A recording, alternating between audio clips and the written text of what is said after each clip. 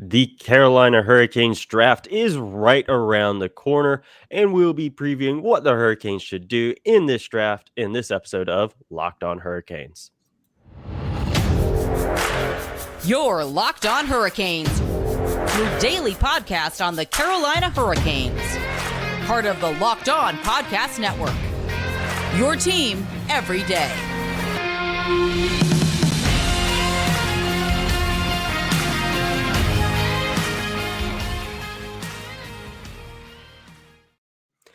Hey there, Caniacs. I'm your host, Jared Ellis, and you're listening to Locked On Hurricanes on the Locked On Podcast Network, your team every day.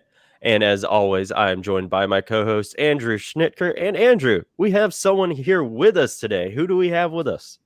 Yeah, we have a very special guest with us here today. We have the new executive director of the BCHL's Coquette Lamb Express, or executive scouting director, excuse me. He's stepping down from his many, many years of covering Canes prospects on Twitter, but through this draft, that is still his role. So we have my good friend, Mr. Canes prospect himself, Matt Somma, with us here today. Matt, how are you doing, man?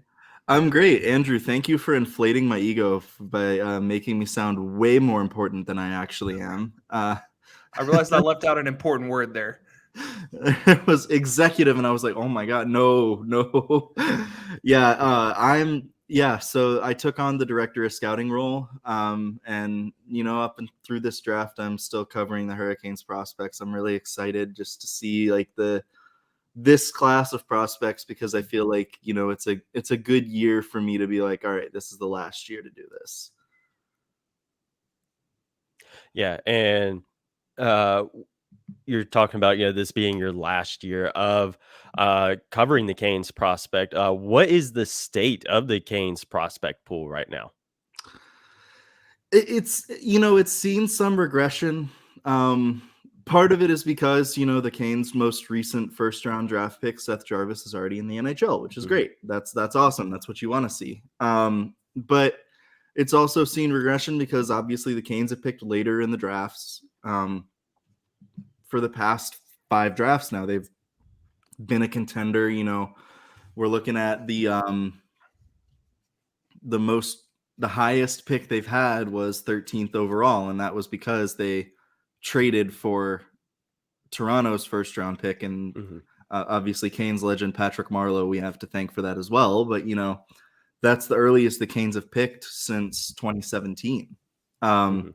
So the pipeline is filled with a lot of middle tier. There's a few B-level prospects. Like I consider guys like Vasily Ponomarev, Jamison Reese, maybe on the B level. He's in like the B- to C+ tier for me.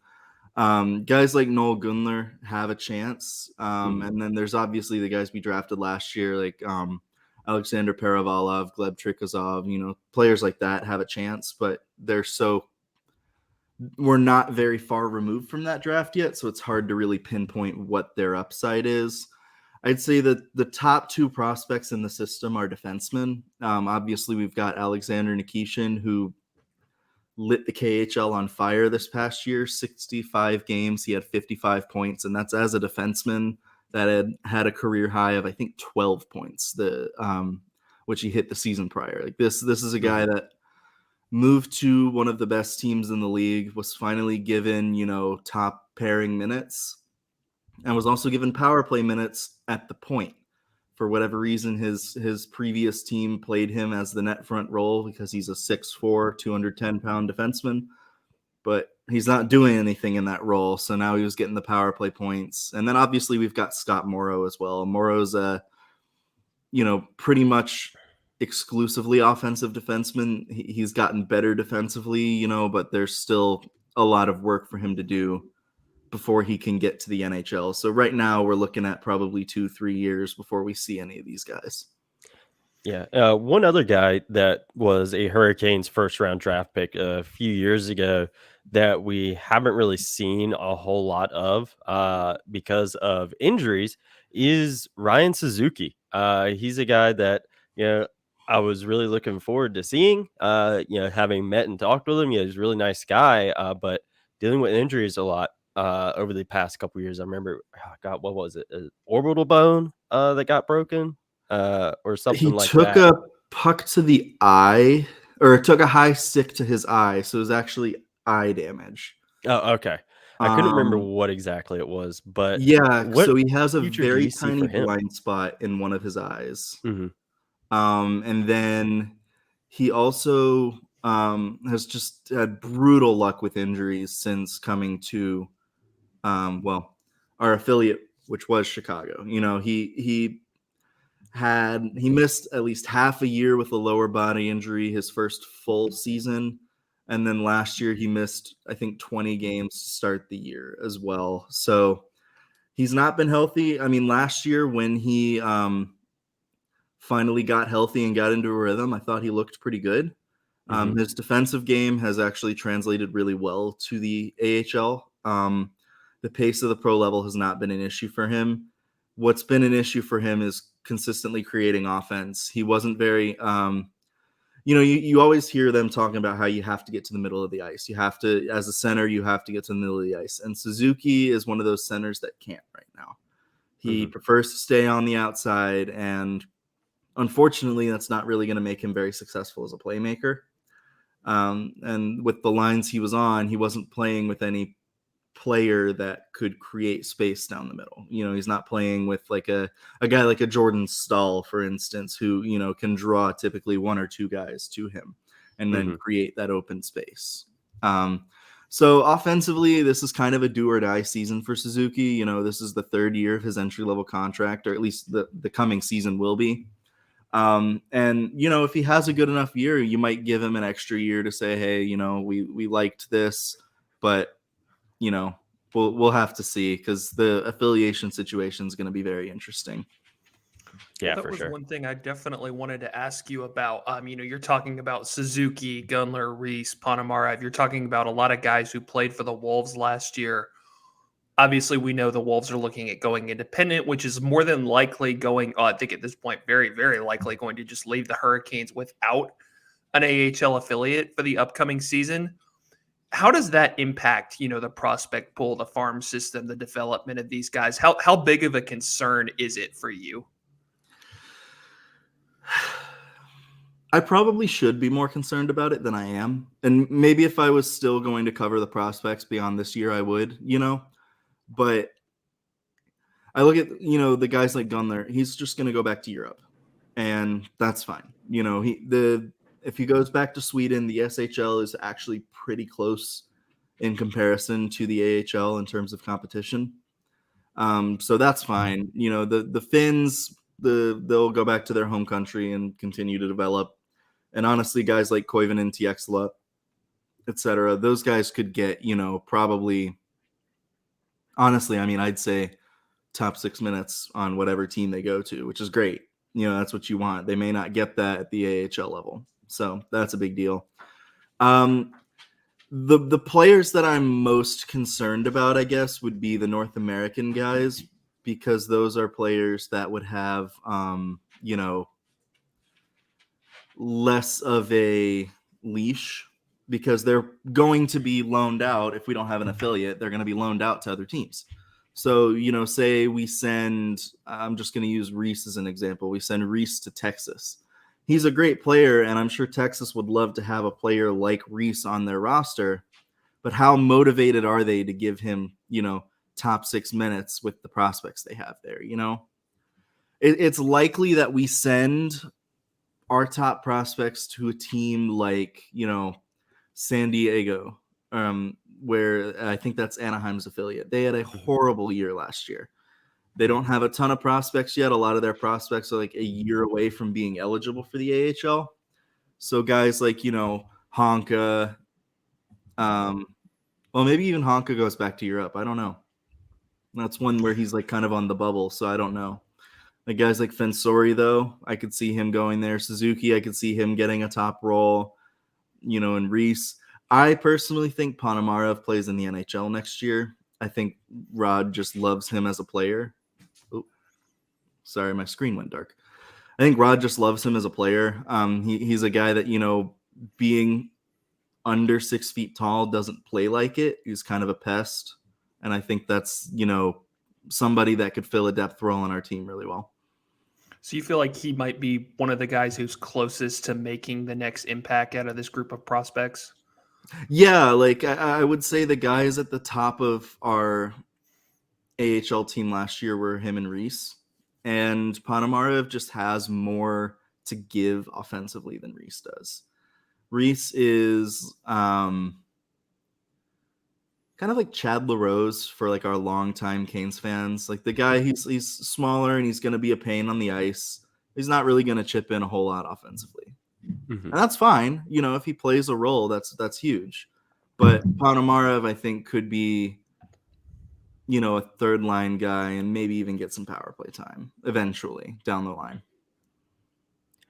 Yeah, and we'll continue to dive into this Hurricanes draft, talk about current prospects, and much more right after this quick break, folks. Now, folks, for a championship team, it's all about making sure every player is a perfect fit. It's the same when it comes to your vehicle. Every part needs to fit just right, so the next time you need parts and accessories, head to eBay Motors.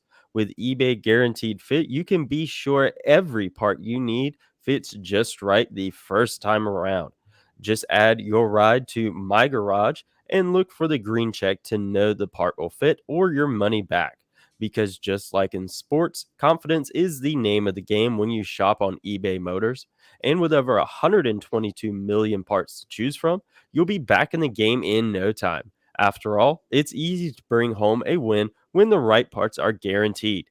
Get the right parts, the right fit, and the right prices on ebaymotors.com. Let's ride. eBay Guaranteed Fit only available for U.S. customers. Eligible items only. Exclusions apply. Now, gearing away from the current Hurricanes prospects into this draft, based on their history over these past few years of drafting, how do you expect them to approach this draft here in just a couple days? Yeah, I mean, I expect them to potentially trade down because we've seen that happen a bunch. The Hurricanes, it seems like their draft philosophy is, and I don't claim to be an expert on this or no, just from what I've heard and kind of what I've seen is they want to acquire the most picks possible. They want to have as many darts to throw at the board as they can, because especially, once you get past the top 5 in any draft, usually you're not guaranteed an NHL player. You obviously with the top 10 pick, you hope that you're getting a top player, but there's always a chance that player doesn't work out. We've seen it countless times, and especially when you're picking, in the late 20s and in this draft 30th, you're not even guaranteed to get any NHL games out of these players. So, the Hurricanes, I expect them to maybe trade. I could see them trading back with the 30th overall pick. I think, a trade involving the 30th overall pick for actual NHL assets isn't super likely, just because that pick's not overly valuable. I think teams looking on the players available, there's not a single player around that area where I'm like, man, if this kid, comes to us, I'll be super happy, right? There's obviously the chance that somebody falls, but with this draft in particular, any pick we make, I'm going to be excited about, but they may only be a B-level prospect at best right now. And that may mean maybe a second line center or a third line winger or a guy that can be like a fourth or fifth defenseman. So are there any positions that you expect them to target at the draft? You mentioned, a couple positions there. Any positions? I mean, we've heard Tom Dundon say like a long time ago, probably when he first bought the team, that we don't need to draft defensemen in the first round. And I don't think that's necessarily wrong. I mean, we've seen, our 2 top defensive prospects were picked outside of the first round. Scott Morrow and Alexander Nikishin were second and third round picks. So probably we're looking at a forward. I would say definitely, because the goalies in this draft are not first round caliber goalies. I'd say we're looking at, probably a center, because even if let's take the current NHL team for example. You see, guys like Martinook on the wing. He can still play center though. He can still take a face off, and I think for Rod especially, the fact that he was a center and the fact that he was such a good face off guy, that's something that's really important to him. Having as many guys able to take the face offs, that way we're not watching, like Jeff Skinner basically swat at the puck on a face off and then skate away. Right. I think that's something that Rod appreciates, and the scouting staff, I'm sure, takes his opinion into consideration as well. So I'd say more than likely a center, but it's not impossible that they draft a winger. Well, and obviously you mentioned, it's kind of a crapshoot of who's going to be there when you get to number 30, and you don't know. That's really hard to project. Are there any specific names that you've got your eye on, that you have in mind, that you're like, that guy could be there? He could be a really good fit for the Hurricanes. Yes. There's guys that I'm hoping will fall. I don't expect it, but if Dmitry Simashev falls, I'm walking back everything I ever said about the Canes not drafting defensemen in the first round. That's a player that I think could be another top defenseman for this team. Obviously, he's Russian, but that doesn't really matter. We've seen something like 20 some odd Russian players sign since the war in Ukraine started. This is a guy that, he's also a left shot defenseman, but if you have a top four of Simashev and Nikishin, that's a heck of a defensive pair, or a defensive lineup right there. Gavin Brindley is like a shorter Seth Jarvis, which obviously, there are questions of, if you have so many sub 6 foot players in your top six, how are you going to, compete in the playoffs? And we kind of saw that against Florida this year. I've heard people talk about Mikhail Gulyayev. For me, I look at the players that look like him that are in the NHL, and I see, Quinn Hughes, I see Torrey Krug, I see, those types of defensemen, and I don't think Gulyayev is at that elite level. And to be 5'8", 5'10" as a defenseman, you kind of have to be elite. I'm not sure if he is. Other players, Bradley Nadeau, I can't talk about him too much because he was on a BCHL team last year, but he's another player that would be a good fit for this team. And I've even heard somebody mentions of like Grayson Sachin, who is just a really gifted playmaker with great skating ability. All right, and we will continue to dive into our conversation with Matt right after this quick break, folks. All right, and we are back, and take it away, Andrew. Yeah, so now that things have, are kind of winding down for you, running the Canes Prospects account, or how many years did you have the account? When did Pat Clark turn it over to you? Well, so I partnered with Pat with the site I was working with back in 2017. And pretty quickly after that, it just became my account because he realized I was the one that was doing all the work. So I'd say, so it's been 6 years. We'll just say 6 as like a general thing, like started 2017, 2018 season. And now it's obviously, past that. Well, and just how much have you enjoyed that time, spent covering Canes prospects and bringing information on Canes prospects to the fans? I know certainly you've made, Canes Twitter, this space of the internet, more, better, certainly more knowledgeable with all of the coverage that you've got. What has it been like for you?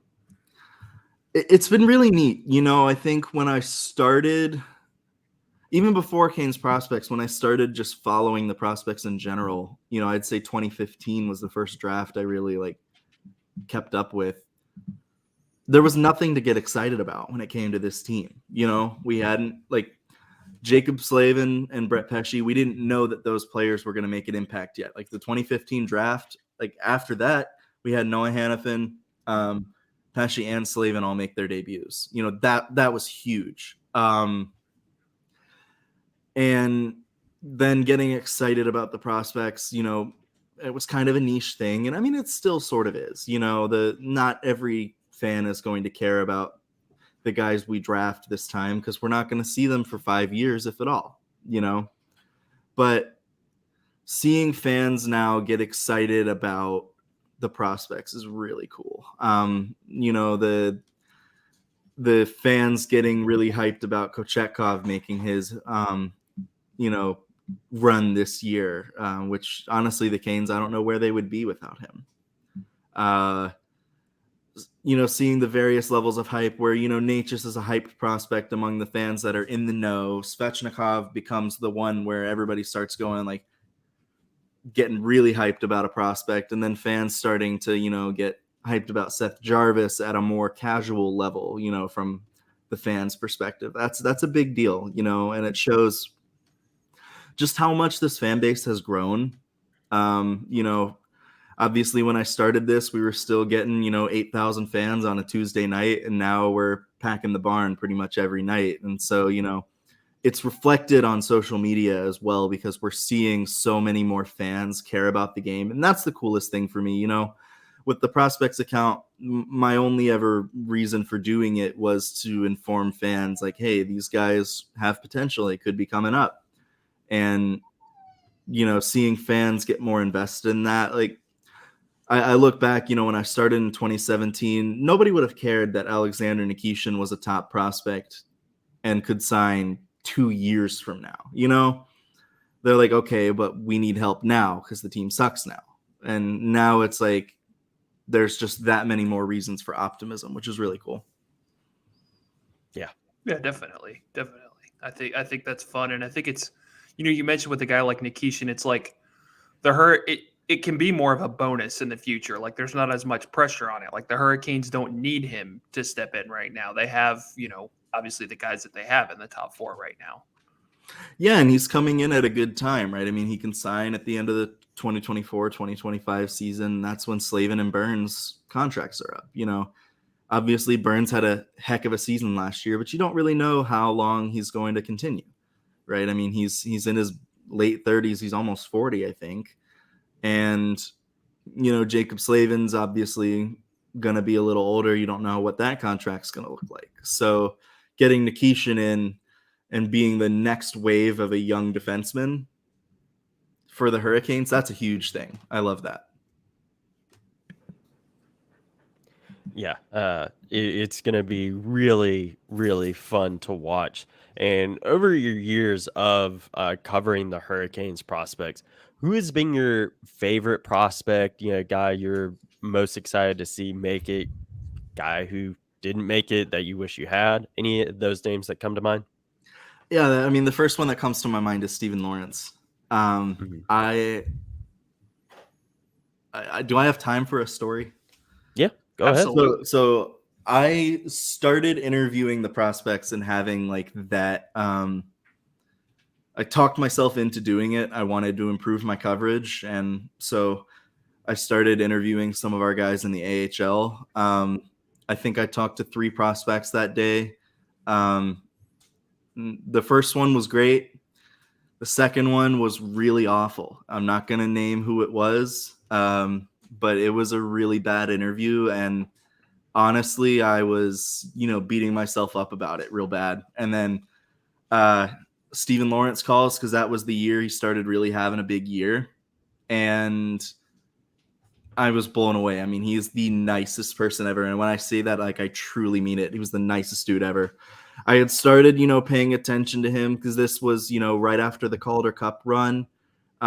He had started playing some of his best hockey and looked like a legitimate, contributor in an AHL lineup, which he hadn't gotten that opportunity before. So I was able to cover, his first real breakout season. Obviously he got his call to the bubble later that year because, the Canes had, or they had, I think it was like Black Aces or something like that. I forget what they called them, or the Taxi Squad. That's what it was. And then, he gets to make his NHL debut. We get to, cover that, and, just maintaining a working relationship with him throughout the years was a lot of fun. I mean, nicest dude ever. He was the easiest guy to root for just because of how just happy he was, how grateful he was to be there. And I know Andrew had interactions with him in the media too, where he's the same guy. I mean, he's just truly authentic, and it was great getting to watch him, grow. Yeah, he's definitely one of the nicest humans I have ever interacted with. And it's fun too, because he would give we talk about like hockey robots sometimes, don't give great answers, like get pucks deep, whatever. That was not Steven Lorentz. He would give really good, thoughtful answers. And he was a guy who just worked his tail off to get to the point where he was in the NHL, and, it paid off. And whenever you talk to him, it always came across that he was grateful for the opportunity that he had. And I always thought that was really cool. And he'd work his tail off to give you a good answer too, Absolutely. It was really funny. And I remember when we interviewed him on the podcast I used to do, we jokingly asked him like how he was handling life on his own and how his cooking had improved. And out of nowhere, he's like, well, let me bring on Ryan Suzuki to tell you. And it was like, he just wanted, he understood how much it meant for people, and he understood how much it meant for little fans to also see the NHL player talking to them, which I think, was really cool. A lot of players, especially guys we've seen here, I think what's made this team easy to cover is they all understand what they are, and, they're just great people. Mm-hmm. Yeah, I agree there. Again, has there been a guy who didn't make it that you wish had for the Hurricanes? I know, he has sort of made it in the NHL, but Andrew knows my love of Alex Nedeljkovic. He had his brief time run with the Hurricanes, but then up in Detroit now. Yeah, Ned's a good guy. I've talked to him before, and he was one of the guys that I was really rooting for. Obviously, he had a rocky start in Detroit. To be honest, though, that defense is not the best. So we'll see what happens there. I'm still obviously going to root for him as a guy that was in the Canes system for what seemed like forever. Yeah. He's another player that it kind of falls under the category of didn't make it here, but Eetu Luostarinen obviously just played a big role on the Florida Panthers.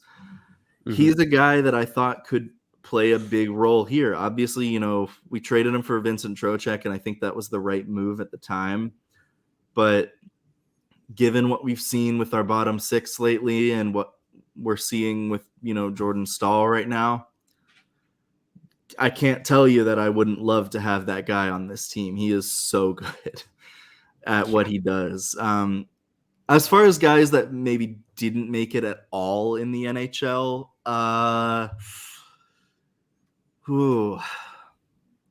that's a tough one. Let me look. There's just like a guy you were like you thought had a good chance, or you just were really, really rooting for. Like, I hope this guy becomes something, and it just for whatever reason didn't pan out. Oh, let me. This is an easy one. I don't know why I forgot about him. Jesper Sellgren. Sellgren had a great Calder Cup run with the Checkers after playing a ton of games in Sweden. Kind of came out of nowhere. Took a AHL. Took a spot away from a veteran in the lineup and was a key part of that run. Came out of nowhere. And then again, last year was a top 4 defenseman on another Calder Cup winning team. So he's one player that, with his size at the NHL level, you were concerned because he is under 6 feet tall. But just with the skating and the way he played, I thought he had a chance. And he bet on himself, signed a 3-year contract in Sweden. So maybe 2 years from now, he signs an NHL deal somewhere and comes in and plays. But yeah, he's a guy that he's the one that got away. Yeah. Yeah, I agree. And Matt, do you have any more thoughts on the Hurricanes draft this year as things we can expect before we let you go today? Any final thoughts? Don't expect. I say this every year, and now that I'm leaving, I can give away a little bit of the secret sauce for the prospects account because I don't know how Nick's going to run it. Truthfully, he could choose to do it a different way than I do, and that's fine. I always say my mentality is do not get overhyped about a prospect because there's so many variables that go into a player's development after the draft where you truthfully do not know what's going to happen. You can project it, and it would be awesome if every player we draft makes it to the NHL, but Joe Schmo that we draft in the 5th round might not be the guy you want to go to bat for right away. That's something I've learned throughout the year as being a guy who really liked Noah Carroll's first prospects showcase games, or I think it was Traverse City back then. Really liked him at Traverse City, and obviously the Canes didn't even end up signing him. So with the draft, just take it as it comes with the picks. You can have your takes on them, and we can get excited about it. But in reality, we're 2-3 years from these guys turning pro. So I expect the Canes to draft at least one goalie, just because that's what you should do. And then other than that, if they don't draft your guy, it's going to be okay in the end. Yeah, I agree. And Matt, where can everyone find you on social media? Well, I'm still going to plug at Canes Prospects because truthfully, that account still is going to hold a very special place in my heart. I'm sad to be leaving that, but I realize that it's time. With the job that I have right now, I'm finding that I have time to do that job and my real job and nothing else. I have not watched a Hurricanes prospect play since March, I would say. I may have tuned into a couple AHL games here and there, but really it's been few and far between.